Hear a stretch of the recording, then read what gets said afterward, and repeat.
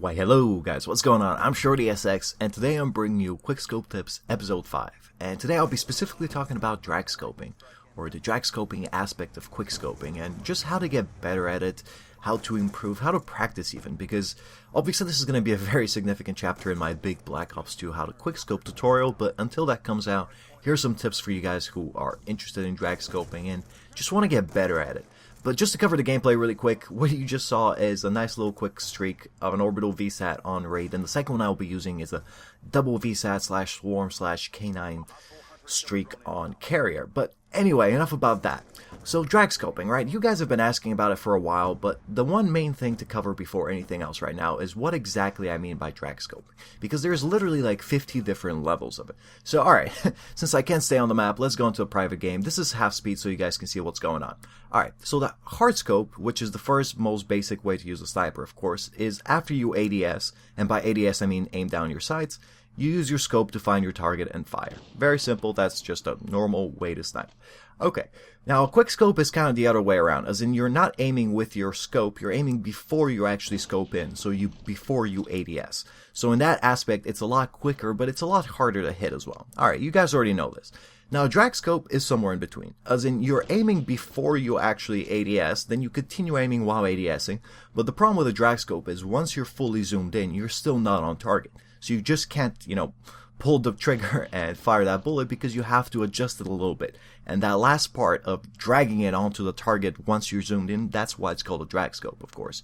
By the way, the second one was just a sloppier drag scope, but you guys should get the idea by now. Anyway, now, as you can see, the general premise with a drag scope is that you're actually not zooming in on target, or you're zooming in a little bit off target and then you're dragging onto it. So in that aspect just by itself right there, like I've always kind of considered drag scoping to be in the middle, kind of like if you picture a spectrum between hard scoping and quick scoping, drag scoping would be in the middle. And of course there's many different levels of drag scoping. Like you can be very slow at it to the point where you're holding your scope in quite a bit and it takes you a while to actually get each shot off, or you can be very quick with it to the point where it's practically as fast as a quick scope. Now, like for example that shot right there, I'm sure many of you would actually argue that that's a drag scope and not a pop shot quick scope like I normally do. But anyway, the point is how to get better at this, or how to improve. And I'm sorry, let me just finish off my point with the spectrum. Like what I meant was that with drag scoping, I've always tried to get away from drag scoping and go more towards quick scoping. Now, of course, there's something else you have to keep in mind, which is the fact that the further away your target is, the more you're going to have to use your scope. So the further away your target is, the more you're going to have to drag scope, and that's just the reality of it. There's nothing you can do about that. But okay, so how do we improve at drag scoping? Finally. Now, the first very, very big tip I can give you with drag scoping is practice hard scoping. And I know it's going to seem a little weird to you guys, especially those of you who are going to be like, no, I only care about my looks. Look, you have to practice drag scoping. Hard scoping when you want to get better at drag scoping, and here's the reason. Now, you have to be able to drag while hard scoping. For example, like if you're a quick scoper, there are plenty of times when you stop practicing hard scoping, and you have to, because the dragging element of drag scoping, like that last little part, is identical to hard scoping. The sensitivity is the same. The reflexes are the same. All of that is the same. So what I'm trying to say is you should really develop an instinct for how to drag with your scope, which you can get very easily if you just hard scope a little longer. And that's a great way to practice it.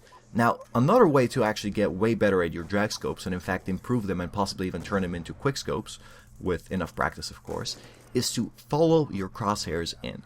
As in, follow your target in completely. So in the process of zooming in or ADSing, make sure you actually follow your crosshairs until they become, your sight, until you actually see the scope or the target of your scope. That way, you're going to be a lot more comfortable, or a lot more in tune with the image you're seeing once you're zoomed in. As in, because most of the time once you zoom in, you're seeing a new image which is a lot more zoomed in and you're not really sure where you're at. So with that, if you have that little pause right there where you kind of just stop in the middle and go like, oh wait, where am I, before you drag, then that's exactly what I'm talking about. Then in that case, you should by all means follow your crosshairs in, because that way you know exactly where you're zooming in, or you have a much better idea, and you won't require, like your head won't require that much time to get used to it. So then you can drag a lot quicker.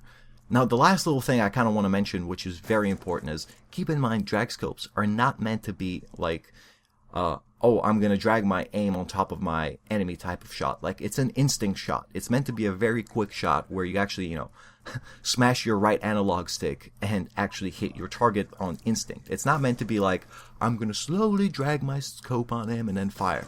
No, that's more of a hard scope. A drag scope is meant to be on instinct, so try to develop that instinct. Like, when you see a target and it's like, okay, I scoped in 4 feet away from him, you should have a feel for how far away that 4 feet is and just what kind of a motion you need to do with your controller to hit him. Like, that's really the best advice I can give you. Try to go for the feel of it, not for like, oh, okay, I'm dragging my scope, oh, now I fire. Like, if you look back at the little private game drag scopes I was showing you, like, the second one was just the more sloppy drag scope, and that's kind of what I mean. It's the same thing like if you're holding in your scope a little longer or anything like that. But anyway, try to make it into an instinct and you will do a lot better. Anyway, I hope these few tutorial or a few little tips helped you guys out, because of course I will make this significant chapter in the Black Ops 2 tutorial with a lot of visual aids and so on. But in the meantime, I hope this helped you. This is really probably how I improved my drag scoping over time. And like I said, like, for me, drag scoping is really the path to quick scoping, as long as you're not talking about far away targets anyway. But thanks for watching, guys. I hope you found this useful, and I'll catch you next time. Peace.